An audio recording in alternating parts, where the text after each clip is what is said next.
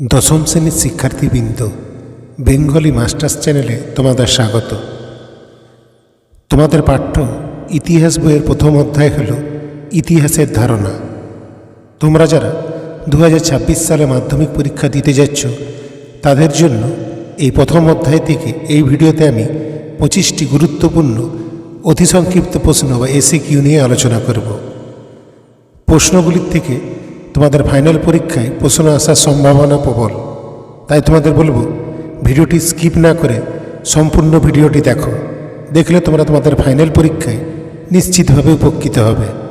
ভিডিওটি ভালো লাগলে অতি অবশ্যই লাইক করো এবং বন্ধুদের সঙ্গে শেয়ার করার অনুরোধ রইল।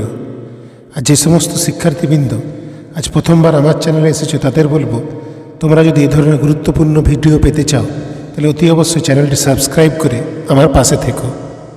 1 নম্বর প্রশ্ন হল, সোমপ্রকাশ পত্রিকা প্রথম কবে প্রকাশিত হয়? উত্তর হবে 1858 খ্রিস্টাব্দের 15ই নভেম্বর। দ্বিতীয় প্রশ্ন, সোমপ্রকাশ পত্রিকার সম্পাদক কে ছিলেন? উত্তর হবে দ্বারকানাথ বিদ্যাভূষণ। 3 নম্বর প্রশ্ন, বঙ্গদর্শন পত্রিকাটি কার দ্বারা পুনঃপ্রকাশিত হয়েছিল? উত্তর হবে সঞ্জীবচন্দ্র চট্টোপাধ্যায়। 4 নম্বর প্রশ্ন, বঙ্গদর্শন সাময়িক পত্র কে প্রবর্তন করেন? উত্তর হবে বঙ্কিমচন্দ্র চট্টোপাধ্যায়। 5 নম্বর প্রশ্ন, সরকারি নথিপত্র কোথায় সংরক্ষণ করা হয়? উত্তর সরকারি মহাফেজখানা ও লেখাগারে। 6 নম্বর প্রশ্ন, সাইলেন্ট স্প্রিং গ্রন্থটির লেখক কে? উত্তর হবে র্যাচেল কারসন। 7 নম্বর প্রশ্ন, বাংলার বিশ্বকর্মা নামে কে পরিচিত? উত্তর রাজেন্দ্রনাথ মুখার্জি। 8 নম্বর প্রশ্ন, কলকাতায় প্রতিষ্ঠিত গথিক স্থাপত্যের প্রথম নিদর্শন কোনটি? উত্তর হবে হাইকোর্ট বিল্ডিং।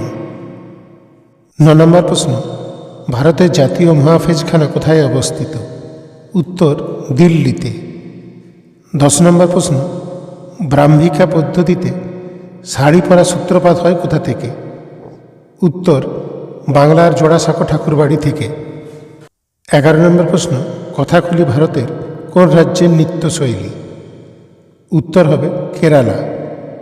12 নম্বর প্রশ্ন, দিগদর্শন পত্রিকার সম্পাদক কে ছিলেন? উত্তর হবে জন ক্লার্ক মার্সম্যান। 13 নম্বর প্রশ্ন, ভারতের প্রথম সবাক চলচ্চিত্রের নাম কি? উত্তর হবে আলম আরা।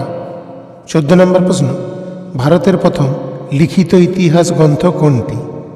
উত্তর হবে রাজতরঙ্গিনী। 15 নম্বর প্রশ্ন, ভারতে খেলার ইতিহাস নিয়ে প্রথম গবেষণা করেন কে? উত্তর হবে সৌমেন মিত্র। 16 নম্বর প্রশ্ন, কলকাতা শহর নিয়ে গবেষণা করেছেন এমন একজন গবেষকের নাম লেখো।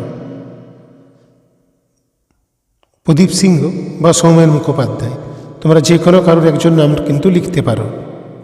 17 নম্বর প্রশ্ন, letters from a father to his daughter গ্রন্থে মোট কটি চিঠি আছে? উত্তর হবে 30টি। 18 নম্বর প্রশ্ন, সুরেন্দ্রনাথ বন্দ্যোপাধ্যায়ের আত্মজীবনীটির নাম কি? উত্তর হবে এ নেশন ইন মেকিং। 19 নম্বর প্রশ্ন, বন্দে মাতরম পত্রিকার সম্পাদক কে ছিলেন? উত্তর অরবিন্দ ঘোষ। 20 নম্বর প্রশ্ন, কোন সময়কালকে আন্তর্জাতিক নারী দশক হিসেবে চিহ্নিত করা হয়? উত্তর হবে 1975 থেকে 85 কালপর্বকে। 21 নম্বর প্রশ্ন হল, ইকো ফেমিনিজম শব্দটি কে প্রথম ব্যবহার করেন? উত্তর হবে ফ্রান্সোয়া দোবান। 22 নম্বর প্রশ্ন, প্রকাশের কত বছর পর সোমপ্রকাশের প্রকাশনা সাময়িক কালের জন্য বন্ধ হয়ে যায়? উত্তর হবে 20 বছর। 23 নম্বর প্রশ্ন, বাংলার প্রথম রাজনৈতিক পত্রিকা কোনটি? উত্তর হবে সোমপ্রকাশ। 24 নম্বর প্রশ্ন, হিস্ট্রি ফ্রম বিলো প্রবন্ধটি কার লেখা? উত্তর হবে ব্রিটিশ ও ইতিহাসবিদ ইপি থমসন। প্রথম অধ্যায় থেকে শেষ গুরুত্বপূর্ণ প্রশ্ন হল, বিজ্ঞানের ইতিহাস গ্রন্থের লেখক কে ছিলেন? উত্তর হবে সমরেন্দ্রনাথ সেন। শিক্ষার্থীবৃন্দ, ভিডিওটিকে শেষ পর্যন্ত দেখার জন্য অসংখ্য ধন্যবাদ। ভালো থেকো এবং মন দিয়ে ফাইনাল পরীক্ষার জন্য প্রস্তুতি নাও।